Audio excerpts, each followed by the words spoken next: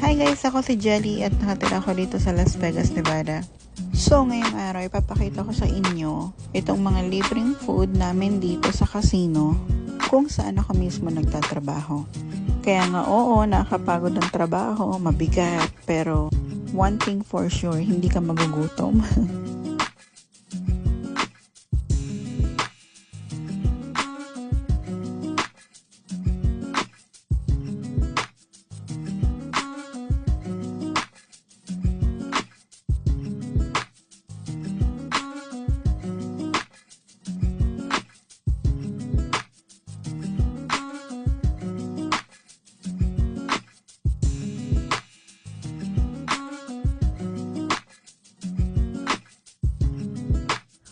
At ito naman yung mga drinks nila. Normally, tubig lang ang iniinom ko. Pero, kumpleto yan. Lahat ng soda na gusto mo. Coke, diet.